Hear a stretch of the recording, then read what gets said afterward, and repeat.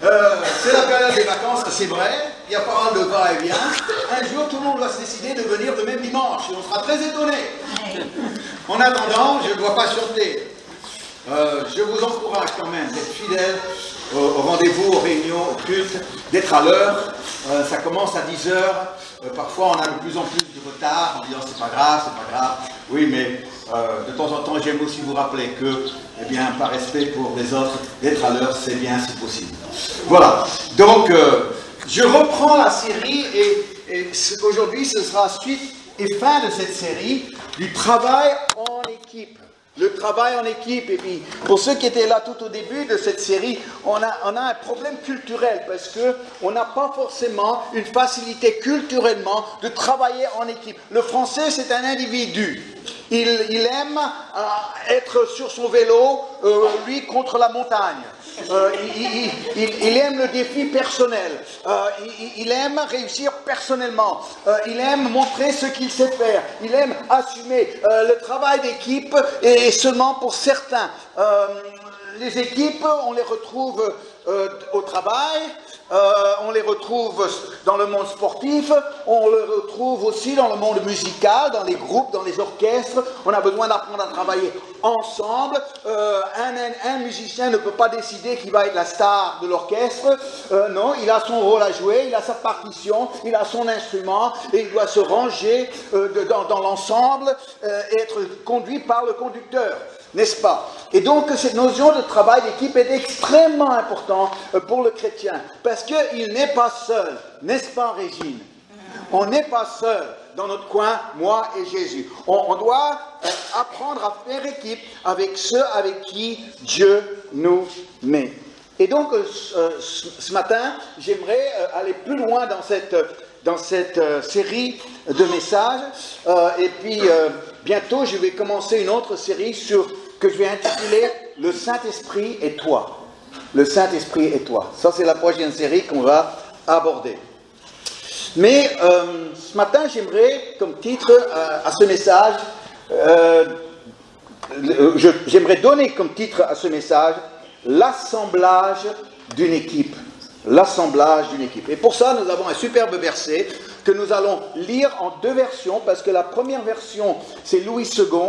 Il a le mot « assemblage », mais sa façon de traduire ce verset, c'est un peu lourd. Et puis on peut se perdre un peu dans le sens de ce verset. C'est pour ça qu'après, on va prendre la version du semeur, et là, c'est plus simple pour comprendre.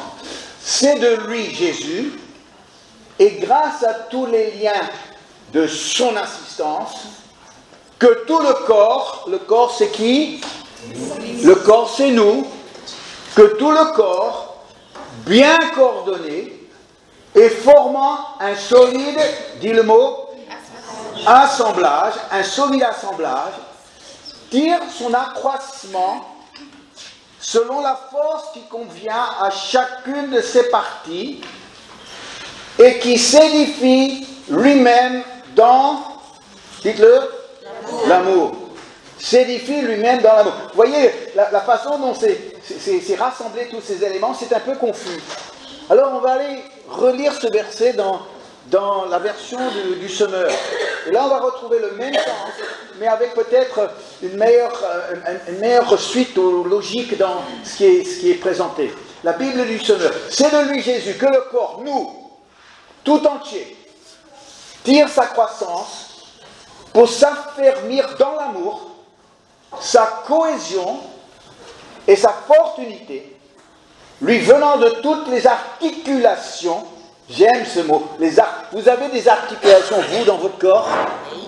Eh bien, Jésus, il a des articulations aussi dans son corps, dont il est pourvu pour assurer l'activité attribuée à chacune de ses parties. C'est pas mal comme traduction, hein? C'est plus clair, je crois. Mais, je reviens à Louis II, parce qu'il a ce mot « assemblage ».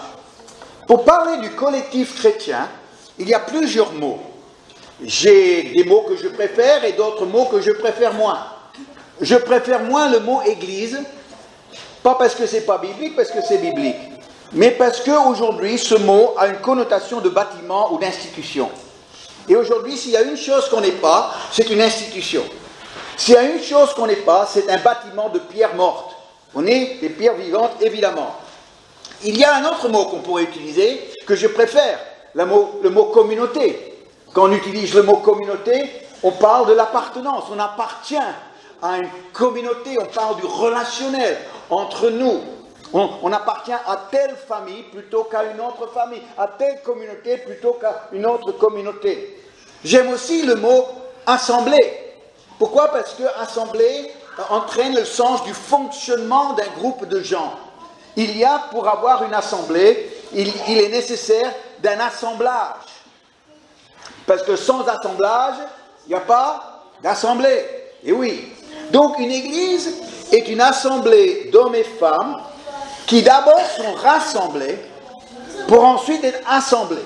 Je ne joue pas sur des mots, mais on rassemble des individus pour ensuite les assembler ensemble. Vous voyez la différence? On rassemble des individus pour qu'on fasse de ça, on les assemble pour devenir un seul corps. Maintenant, il n'y a pas ce magasin à La Réunion, et pour certains, ils vont dire c'est bien dommage. Mais peut-être en vos visites en métropole, vous êtes allé faire un tour à Ikea. Est-ce que vous connaissez Ikea? C'est un peu spécial Ikea. Parce que tu vas faire un tour dans un magasin Ikea, et puis il y a tous les meubles qui sont présentés, et tu vois celui qui te plaît, celui que tu veux chez toi, et tu dis au vendeur, je me décide de prendre celui-là. Il dit, très bien monsieur, alors il fait une fiche, et puis il dit, allez payer d'abord, et ensuite vous récupérez la marchandise dans un autre endroit. Très bien. Alors vous payez d'abord, et puis vous êtes tout content, parce que vous venez d'acheter votre meuble. Et puis quand vous allez pour récupérer votre marchandise, il vous donne un carton, épais, pas plus épais que ça, comme ça, et vous dites, il est où mon meuble? Ah bah c'est ça. Il dit, oui, non mais, qu'est-ce qu'il y a dedans? Eh bien, il y a les pièces. Et si vous les assemblez, eh bien là, vous avez votre meuble. Mais si vous ne les assemblez pas, eh bien, vous n'avez que un carton de pièces. Il y a des églises qui sont des cartons de pièces, il y a d'autres églises qui sont des meubles. Et pourquoi? Eh bien, parce que dans certains cas, ils ont simplement rassemblé des gens, mais ils n'ont rien fait avec. Et dans d'autres cas, eh bien, ceux qui ont été rassemblés ont été assemblés dans un assemblage. Et alors, la première chose qu'on doit faire, si vous n'avez jamais fait l'expérience, c'est qu'on doit ouvrir le carton, vider le carton, et tu as toutes ces pièces, et ces vis, et ces bouts de bois, et ces bouts de ferraille, et misère. Comment je vais faire? Et là, il y a toujours une notice, et tu dois suivre minutieusement, identifier chaque pièce, et s'assurer que chaque pièce numérotée, identifiée, ira avec telle pièce, et tu dois le faire dans le bon ordre. Et puis la pire des choses, c'est d'arriver au bout et il vous manque des pièces. Ou il y en a en trop. Ou bien il y en a en trop. Et puis là, tu dis, j'ai oublié quelque chose. Et tout d'un coup, tu crains que ton meuble va tout d'un coup s'écrouler. Non, c'est parce que ce qui est rassemblé doit ensuite être assemblé. Et c'est une belle image pour une église. Parce que si c'est simplement une foule, si c'est simplement de rassembler des gens, eh bien c'est le carton avec les pièces. Mais c'est lorsque ces pièces qui ont été rassemblées ensuite sont montées, il y a un assemblage qui se fait, alors là, vous avez votre meuble. L'assemblage, c'est comment nous lions chaque pièce les unes aux autres. C'est la formation d'une équipe avec ces différentes parties dont Paul nous parle dans Éphésiens. Paul va aussi parler de l'assemblage dans Colossiens 2, verset 19. Et on retrouve vraiment la même pensée qu'il avait écrite aux Éphésiens. Sans s'attacher au chef, alors ici c'est le chef bien sûr de l'Église, c'est Jésus, dont tout le corps assisté et solidement assemblé par des jointures et des liens. Ça veut dire qu'il y a des liens entre les différentes parties, entre les différentes pièces. Il y a des liens, il y a des jointures, et parce que les liens et les jointures sont en place, et bien là on peut tirer la croissance, l'accroissement que Dieu donne. Rappelons-nous, Paul avait dit, je sème, Apollos arrose, mais c'est Dieu qui fait croître. quand les hommes font équipe ensemble, Dieu fait équipe avec eux.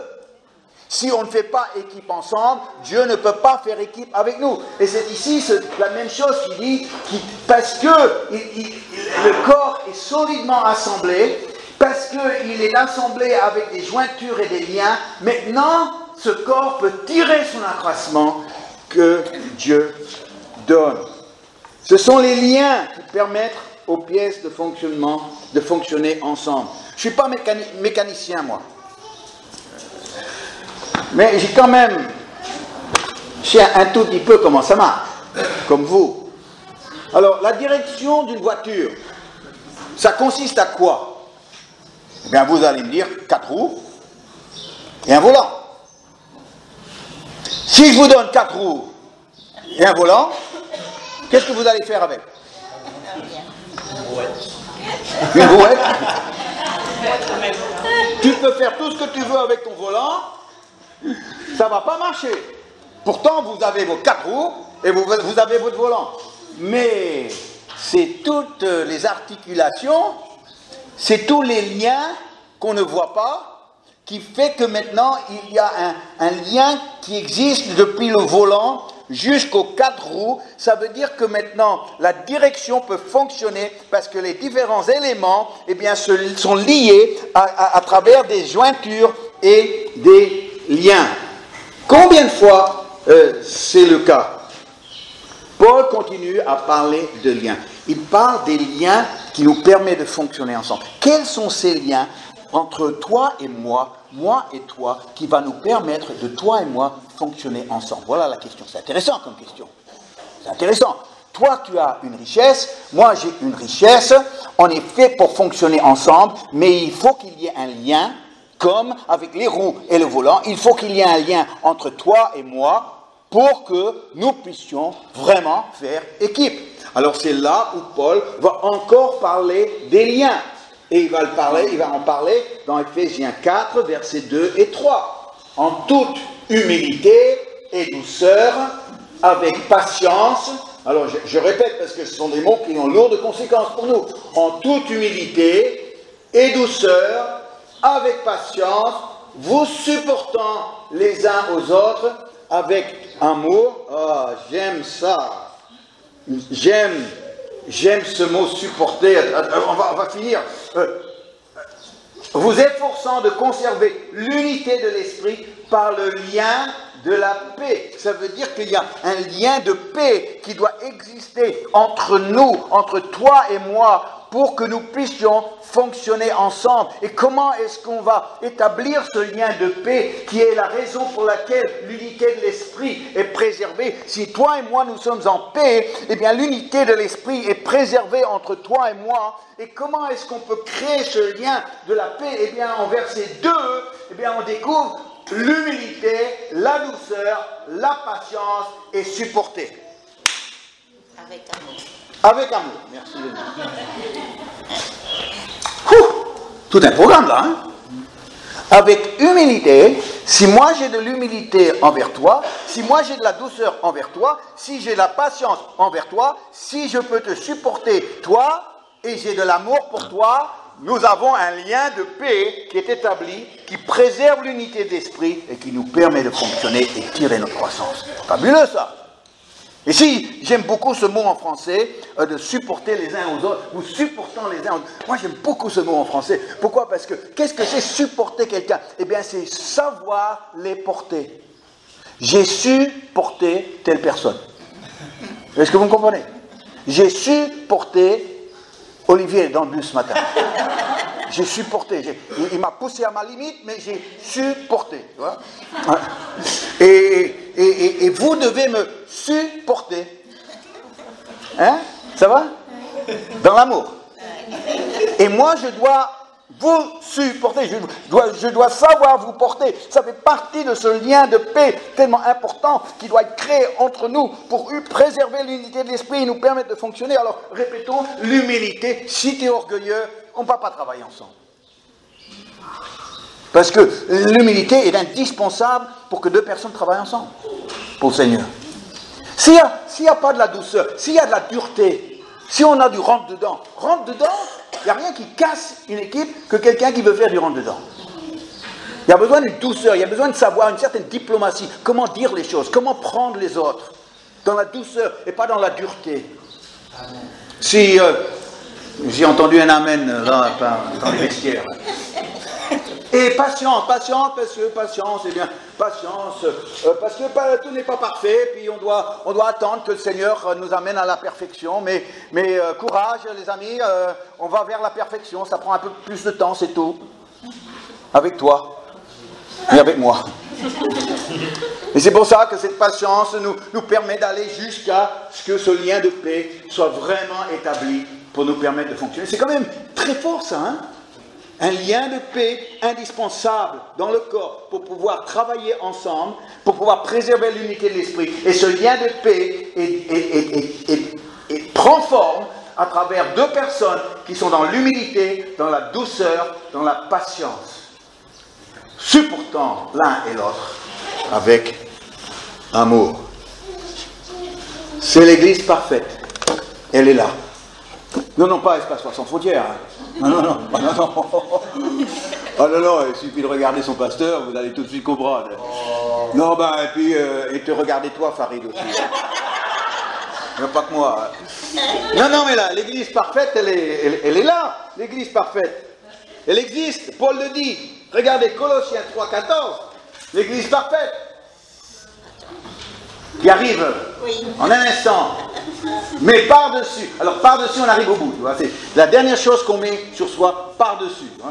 C'est par-dessus toutes ces choses, revêtez-vous de l'amour, qui est le lien de la perfection. Voilà. Si moi j'ai cet amour intense pour toi, et toi tu as un amour intense pour moi, on est parfait.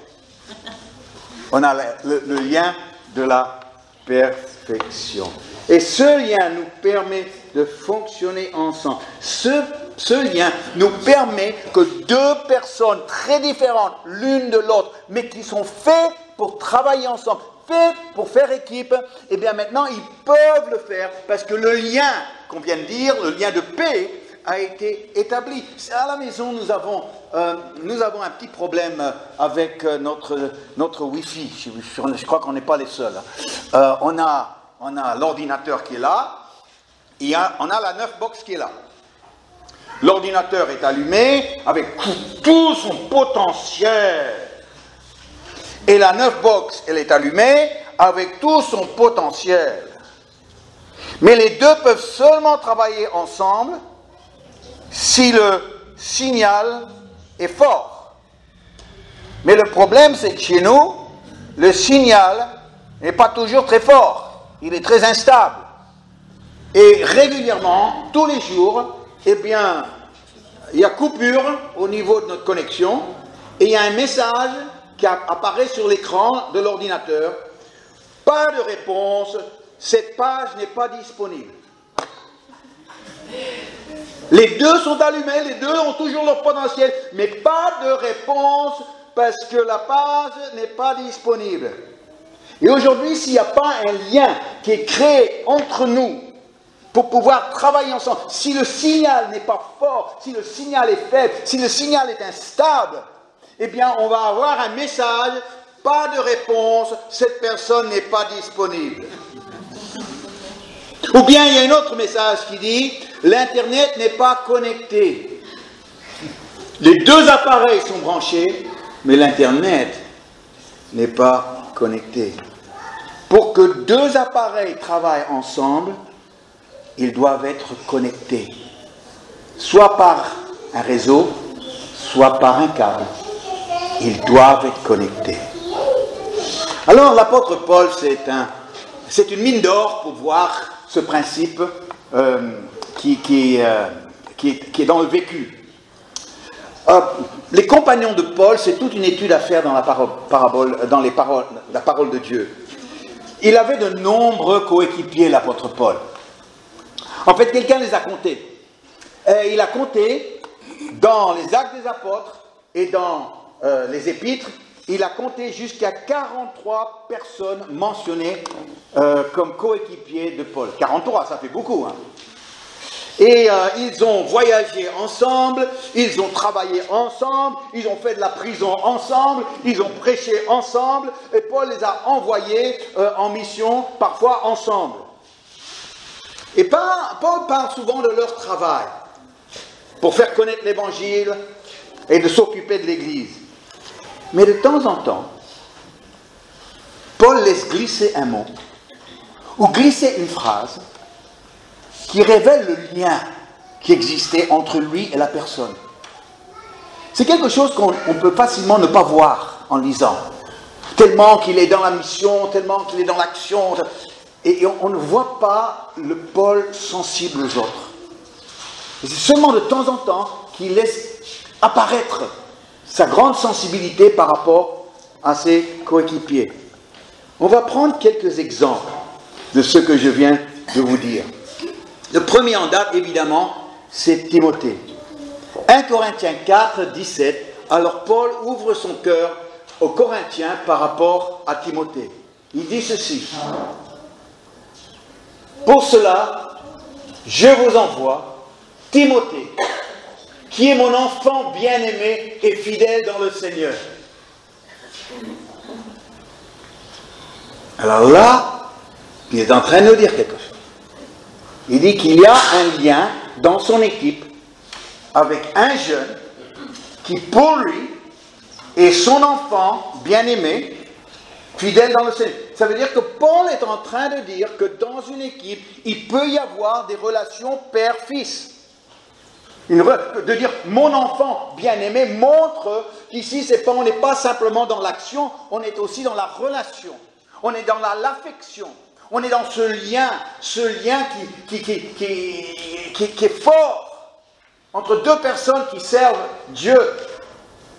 Plusieurs fois dans les épîtres de Timothée, ici c'était aux Corinthiens, mais quand Paul écrit à Timothée, 2 fois dans la première épître, il l'appelle mon bien-aimé, ou mon enfant plutôt. Et dans 2 Timothée, il l'appelle mon enfant bien-aimé.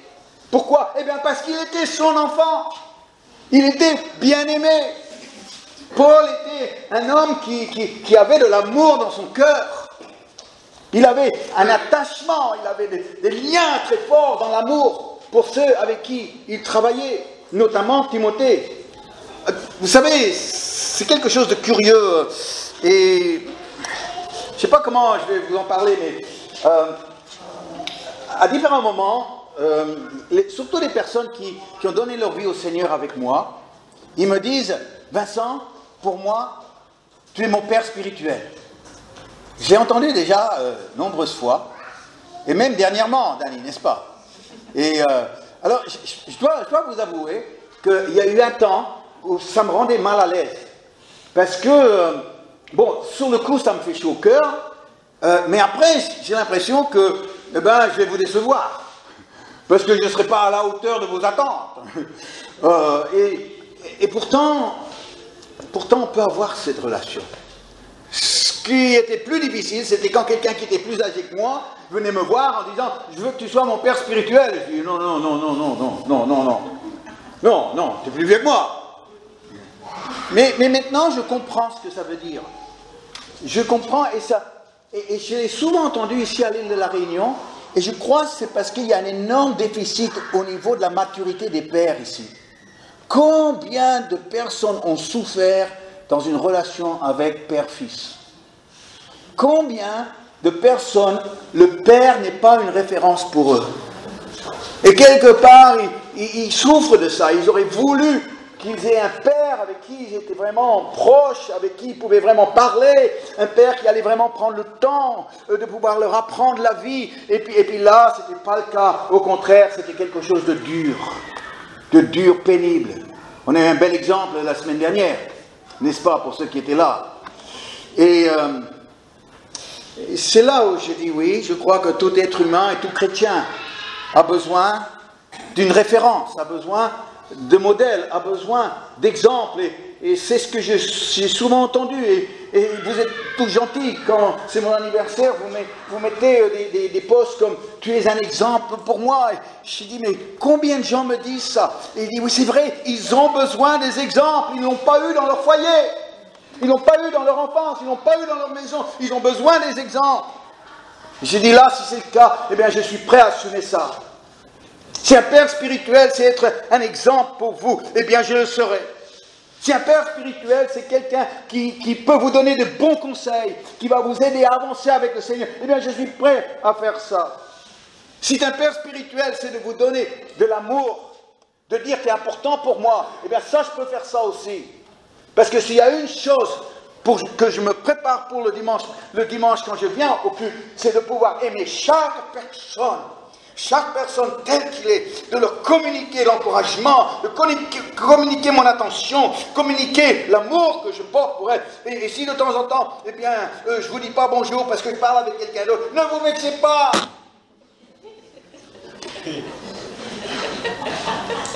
Père spirituel, il m'a pas dit bonjour. Non, c'est pas parce que je veux pas, c'est que j'ai oublié.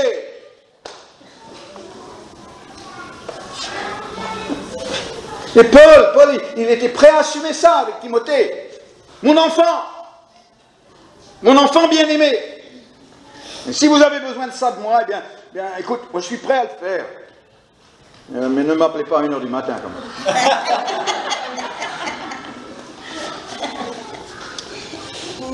Alors ça c'était Timothée. Après il y avait Silas. Silas c'est spécial aussi. Alors Silas et Sylvain sont les mêmes. C'est la même personne, Sylvain et Silas. Silas c'est dans les épîtres et Sylvain c'est dans les actes des apôtres. Non, c'est le contraire. Sylvain c'est dans les actes des apôtres. Non. C'est Silas qui est dans les actes des apôtres et Sylvain dans les épîtres. C'est bon? Oui, c'est bon. Ok, c'est bon. Et donc, c'est avec Silas que Paul s'est retrouvé en prison à Philippe. Et puis, ça, on reviendra dessus. Mais regardez comment Paul a créé l'équipe avec Silas. Paul fit choix de Silas et partit, recommandé par les frères, à la grâce de Dieu. C'est curieux, parce qu'on a surtout une notion que Dieu fait son choix. Mais savez-vous que si Dieu fait son choix, eh bien les ministères aussi doivent faire leur choix. Allô? Oui? Et alors? Oui, non, mais c'est quelqu'un qui vient une fois, il y a quelqu'un qui est venu me dire, oui, Vincent, tu devrais faire ci, tu devrais faire ça, tu devrais faire ci. Et j'ai dit, écoute, pour tes conseils, je veux bien, mais j'ai mes conseillers, je les ai choisis, et t'en fais pas partie. Ah, c'était la douche froide. La personne pensait m'aider en me donnant plein de conseils. Eh bien, j'ai dit, j'ai mes conseillers, je les ai choisis, et t'en fais pas partie. Et c'est là où, dans le ministère, pour l'équipe, on doit pouvoir aussi choisir nos équipiers, choisir ceux avec qui on peut vraiment faire route pour le Seigneur, avec qui on peut vraiment relever des défis et servir Dieu dans la période. Et donc ça, Paul a fait ce choix par rapport à Silas, à cause de Silas, à ce qu'il a trouvé dans Silas. Et alors, il y a ce moment magnifique où ils sont à Philippe, ils viennent d'être battus, et ils sont en prison, ils sont fatigués, ils ont des douleurs dans leur corps après la persécution qu'ils ont reçue et la violence qu'on leur a fait. Et puis c'est tard dans la nuit, il était minuit, et il y a les rats qui passent devant eux, et puis ça sent mauvais là-dedans. Et eux, Paul et Silas, maintenant, dans le verset suivant, 16, 25, eh bien, Paul et Silas, qu'est-ce qu'ils font? Est-ce qu'ils se plaignent? Non! Est-ce que c'est des lamentations? Non! Ils chantent les louanges de Dieu. Vous vous rendez compte? Ils étaient là, tous les deux les bras levés, chantant Dieu. Alléluia! Nous annonçons le roi. Alléluia! Paul et Silas et Paul, ensemble dans la même galère. Vous savez, quand on vit quelque chose comme ça avec quelqu'un, il y a un lien terrible qui se fait. J'ai remarqué que les gens avec qui j'ai vécu les expériences les plus fortes dans le service de Dieu, eh bien c'est là où les liens sont les plus intenses. C'est un peu comme on dit, tu vois, de quelqu'un, on a fait la guerre ensemble. On a fait la guerre ensemble. Ah bon, on a fait la guerre ensemble? Oui, on a traversé, on était dans les tranchées ensemble. Quand on a dit à l'attaque, on est sortis des tranchées ensemble. On est revenus ensemble. On s'est retrouvés à l'hôpital ensemble. On a fait la guerre. Et j'imagine que dans ces moments-là, Paul et Silas, après la souffrance, il y a eu la gloire du geôlier qui s'est converti avec toute sa famille. La présence de Dieu est venue. Silas et Paul et Silas, quelque chose les avait liés comme ça. Quelle équipe! Quelle équipe! L'œuvre de Dieu. Il y avait un autre qui s'appelle Épaphras. Épaphras, c'est bien, Paul l'appelle bien-aimé compagnon de service. Je ne sais pas, Denis, si tu peux trouver Colossiens 4:12 rapidement, mais bien-aimé, affection, encore une fois, affection, bien-aimé, compagnon de service. C'était ce compagnon, on a des compagnons dans le service, là. On sert Dieu ensemble, on est des compagnons dans le service. Et Colossiens 4, Paul rend témoignage et hommage à son ami Épaphras, son coéquipier. Épaphras, qui est des vôtres, vous salue, serviteur de Jésus-Christ. On est compte, serviteur, appelé par l'apôtre Paul, serviteur de Jésus. Moi, je serais très honoré si Paul disait ça de moi. Serviteur de Jésus-Christ. Il ne cesse de combattre pour vous dans ses prières, afin que vous teniez bon, comme des hommes faits, pleinement disposés à faire toute la volonté. Il ne cesse de combattre pour vous. Épaphras, c'est un des bons. Épaphras, c'est un des meilleurs. Épaphras, eh bien lui, il donne tout. Il donne tout pour l'œuvre de Dieu. Et il y a Luc. Oh là là, Luc. Luc, Paul l'appelle Luc dans Colossiens 4:14. Paul l'appelle le médecin bien-aimé. Affection. Lien d'affection. C'est pas du business, ça. C'est pas des offices religieux, ça. C'est des amis qui se portent dans le cœur des uns des autres. Mon médecin, mon médecin bien-aimé. Oh là là. Est-ce que vous appelez votre médecin traitant mon médecin bien-aimé? Hein? Quand vous rentrez dans son cabinet, il vous dit « Ah, mon médecin bien-aimé ». Est-ce que vous faites ça? Essayez un peu. Il vous envoie aux urgences tout de suite. Oui. Mais pour Paul, c'était pas comme ça. C'était pas avoir, c'est mon médecin, lui. J'ai mon médecin personnel. Non, c'est mon médecin bien-aimé. Oh là là. Et puis quand, vers la fin de 2 Timothée, la fin de la vie de Timothée, c'est la fin de la vie de Paul, c'est la fin de la vie. Et puis chapitre 4, c'est presque la fin de la fin. Chapitre 4. Et Paul dit, tu sens la tristesse, il dit, tous sont partis, tous m'ont quitté. Luc seul est avec moi. Hein? Luc, tu es toujours là, Luc? Les autres sont partis, mais Luc, il est toujours là. Pourquoi? Eh bien, parce que Luc n'est pas comme les autres. Les autres sont partis, mais Luc, c'est pas quelqu'un qui part. Luc, c'est quelqu'un qui reste. Luc, c'est quelqu'un qui est toujours là. Et pouvoir compter sur lui. Et après Luc, il y a Tychik. Pas facile à dire, Tychik. Paul l'appelle en Colossiens 4:7, il l'appelle le bien-aimé frère et fidèle, le bien-aimé frère, affection, le bien-aimé frère et fidèle ministre, mon compagnon dans le service dans le Seigneur. Et enfin, Épaphrodite. On a Épaphrodite? Épaphrodite, E-P-A-P-H-R-O-D-I-T-E. Épaphrodite, et voilà, il est là, Épaphrodite. Regardez ce que Paul, il rend témoignage, encore hommage à son coéquipier dans Philippiens 2, versets 25 et ensuite 26 et à 28. Car il désirait vous voir tous et il était fort en peine de ce que vous aviez appris sa maladie. Il a été malade en effet et tout près de la mort, mais Dieu a eu pitié de lui, et non seulement de lui, mais aussi de moi, afin que je n'eusse pas de tristesse sur tristesse. Pourquoi? Parce que je ne suis pas indifférent par rapport à mes coéquipiers. Et surtout quelqu'un comme Épaphrodite qui était vraiment concerné par sa maladie et l'effet que ça allait avoir sur les chrétiens de Philippe. Je l'ai donc envoyé avec d'autant plus d'empressement, afin que vous vous réjouissez de le voir. Pourquoi? Eh bien parce que c'est Épaphrodite et on l'aime. Et que je sois moi-même moins triste. Et dans les équipes, il faut du cœur.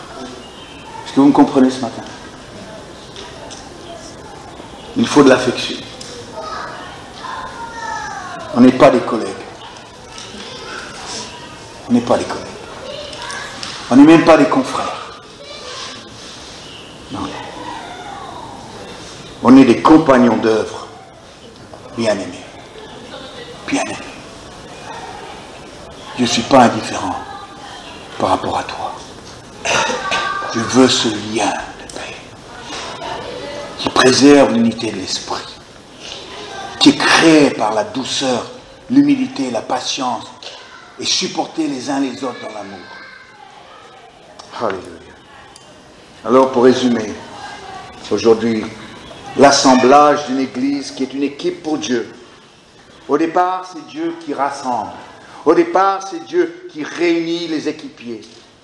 Mais après, il y a aussi un choix interne dans l'équipe par rapport au ministère, comme Paul a choisi Silas.